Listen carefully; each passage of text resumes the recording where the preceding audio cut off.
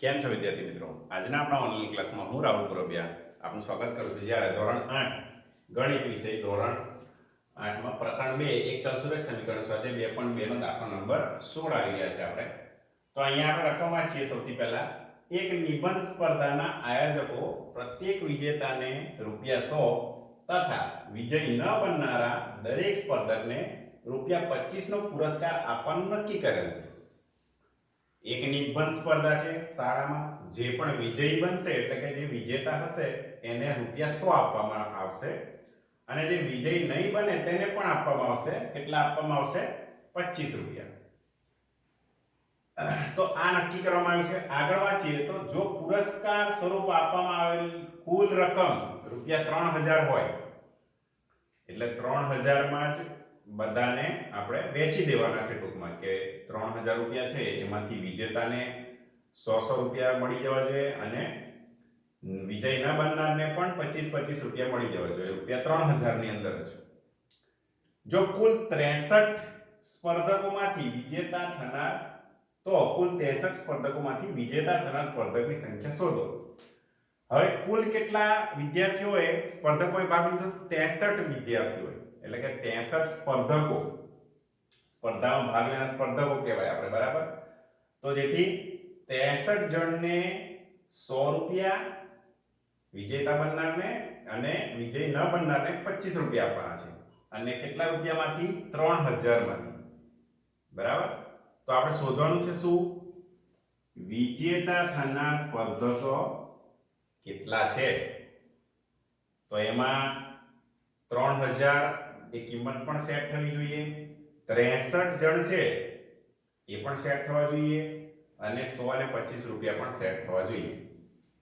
તો જેથી કરીને આપણે હવે દાખલો શરૂ કરીએ. આનો ઉકેલ કેવી રીતે મેળવીશું એ વિચારીએ. તો સૌથી પહેલા કુલ કેટલા છે સ્પર્ધકો? કુલ સ્પર્ધકો છે 63. હવે 63 સ્પર્ધકો હશે એમાં વિજય બનનાર હશે અમુક સ્પર્ધકો વિજયી બનશે એમાંથી, એટલે કે જીતી જશે. અને વત્તા બીજા એવા સ્પર્ધકો હશે કે જે વિજયી ન બન્યા. આપણે ટૂંકમાં વિજય નથી, બરાબર? આવું લખ્યું. તો કુલ સ્પર્ધકોમાંથી વિજયી થનાર સ્પર્ધક વત્તા વિજય ન થનાર સ્પર્ધકો એ બધા થઈને 63 થશે, બરાબર છે? પણ હજુ આપણને એ નથી ખબર કે વિજયી થનાર સ્પર્ધક કેટલા, એ તો આપણે શોધવાનું છે. તો વિજયી થનાર સ્પર્ધક અને વિજય ન થનાર સ્પર્ધક કુલ થાય છે 63. હવે જે સંખ્યા આપણને નથી આપી એની માટે આપણે x ધારીએ, બરાબર છે? તો આની માટે પણ x ધારી શકો અથવા આની માટે પણ x ધારી શકો, કોઈની માટે પણ x ધારી શકો, બંનેને આપણને મળી જશે. તો આપણે ધારો કે વિજય નથી થતા જે એ લોકો માટે આપણે x ધારીએ છીએ.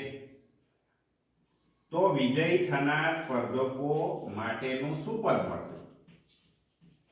આની માટે આપણે x ધારી લીધા કે જે લોકો વિજયી નથી થયા એ x છે. તો વિજયી થનાર સ્પર્ધકો કેટલા? તો એની સંખ્યા તો આપણને ખબર નથી, પણ આપણે x ને આપણે જમણી બાજુ લઈ જઈ શકીએ છીએ. તો શું બનશે આપણને? તો આપણને મળશે કે વિજયી થનાર સ્પર્ધકો કેટલા?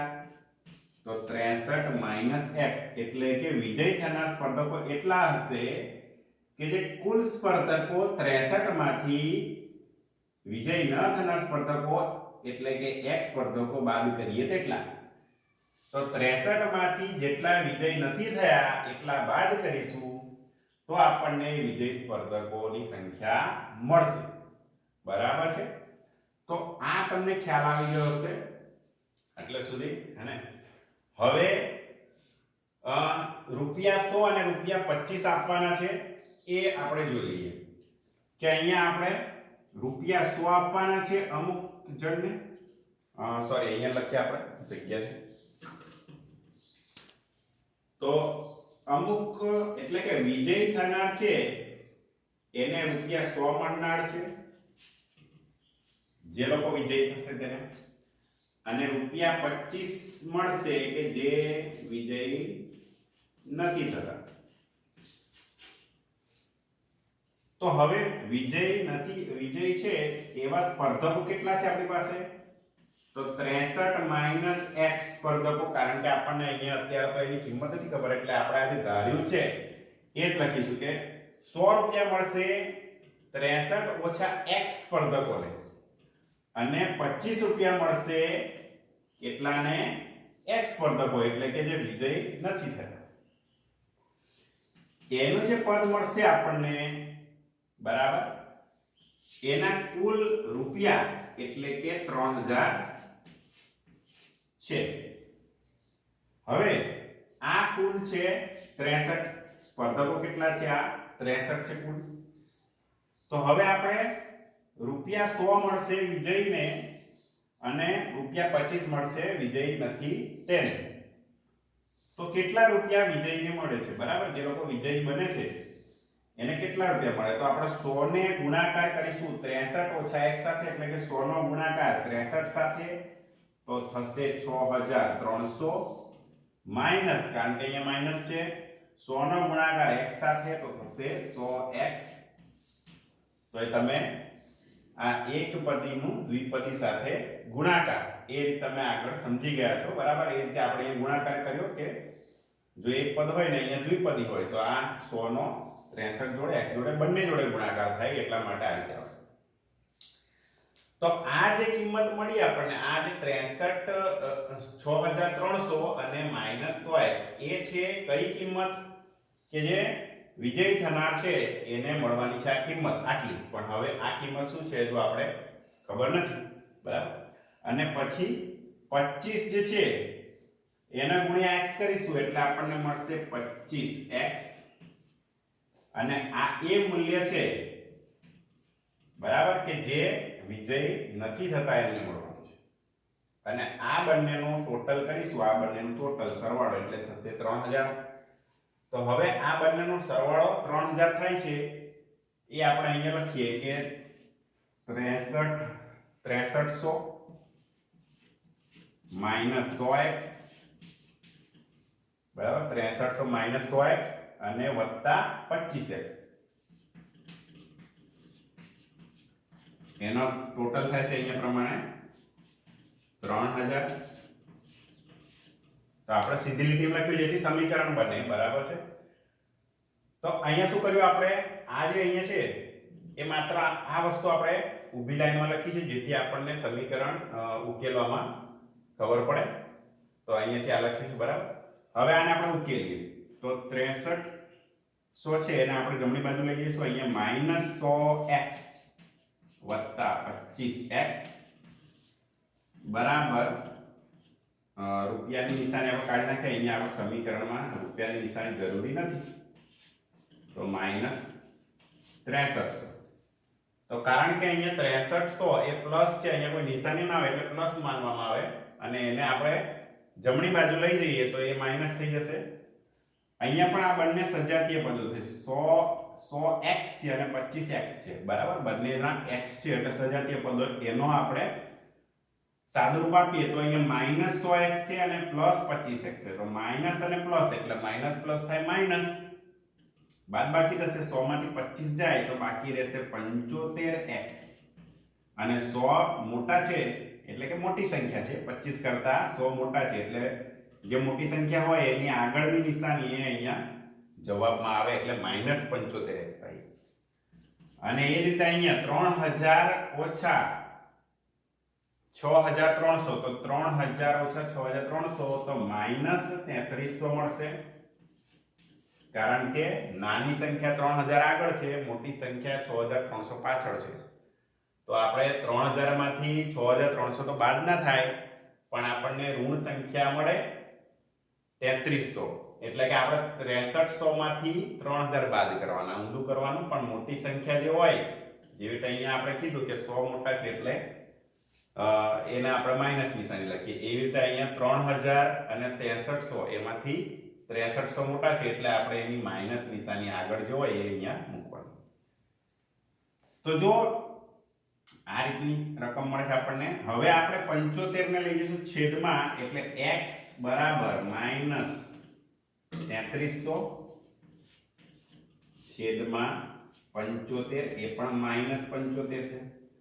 હવે જુઓ વિદ્યાર્થી મિત્રો, બંને જો માઇનસ નિશાની ઉપર નીચે આવે અંશછેદમાં, તો એ બંને માઇનસ નિશાની આપણે જેમ છેદ ઉડાડતા હોય એ રીતે ઉડાડી દેવાની, એટલે કે નીકળી જશે. તો x બરાબર, હવે આપણે સાદુરૂપ આપવાનું છે. જો મોટી સંખ્યા હોય તો તમે અવયવ પાડીને પણ સાદુરૂપ આપી શકો છો, જે રીતે તમને ફાવે એ રીતે કરી શકો છો. તો અહીંયા 3300 છે, તો તમે આ રીતે અવયવ પાડી શકો કે 11 3 33, અને 33 ગુણ્યા 100 એટલે 3300 થાય, હે ને?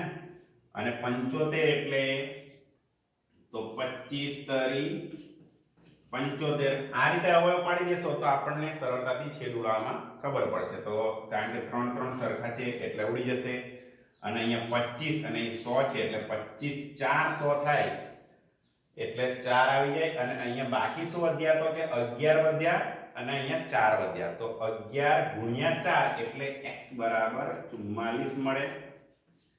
અને આ જે 44 છે એ વિજયી નથી એની કિંમત મળી. જો આપણને વિજયી બન્યા છે નહીં, તો વિજયી બનનાર કેટલા? તો સિમ્પલ જ છે. વિજયી થનાર કેટલા? તો 63 માંથી 44 વિજયી નથી થતા એવા, તો વિજયી થયા એવા કેટલા? તો કે 19 જણ છે એ વિજયી થાય છે. તો આપણે ચેક પણ કરી શકીએ કે જુઓ કે વિજયી થનાર કેટલા? તો કે 19, અને વિજયી ન થનાર કેટલા? નથી એવા, તો કે બાકી રહેશે 44. એ 44 હવે 19 જણને જો 100 રૂપિયા આપવામાં આવે તો થાય 1900, બરાબર ને? અને 44 જણાને 25 રૂપિયા આપવામાં આવે તો થાય છે 1100, અને આનું ટોટલ કેટલું થાય છે? 3000. એટલે કે જે 3000 એ કુલ રકમ હતી ઇનામની, પુરસ્કારની, એ આવી જાય છે. તો અહીંયા બધી જ રીતે આપણને સેટ થઈ જાય છે. મુખ્ય જવાબ આપણો આ છે, કારણ કે આપણે વિજયી થનાર સ્પર્ધકની સંખ્યા શોધવાની હતી, પણ આપણે આ વસ્તુ ચેક કરવા માટે આ રફ કામ છે, એટલે આપણે સ્પીડમાં ને આમ લખ્યું છે ખાલી સમજવા માટે કે જવાબ બરોબર છે, અને આપણને ખ્યાલ પણ આવી જાય કે આપણો જવાબ સાચો છે. તો જુઓ વિદ્યાર્થી મિત્રો, આપણને આ રીતે જવાબ મળી જાય છે. અહીંયા 3000 આવી જાય છે. વિજયી થનાર સ્પર્ધકો મળી ગયા, વિજયી ન થનાર સ્પર્ધકો મળી ગયા. એનો ગુણાકાર પણ થઈ ગયો કે ભાઈ 19 જણને 100 રૂપિયા આપવામાં આવે તો 1900 થાય, 44 જણને 25 રૂપિયા આપવામાં આવે તો 1100 રૂપિયા થાય, અને આ બંનેનો સરવાળો ટોટલ થાય 3000, એ પણ મળી જાય છે. તો આશા છે કે તમને દાખલો ખબર પડી ગયો છે. અહીંયા સ્વાધ્યાય 2.2 આપણું પૂર્ણ થાય છે, બરાબર છે. આગળ આપણે સ્વાધ્યાય 2.3 જોઈશું.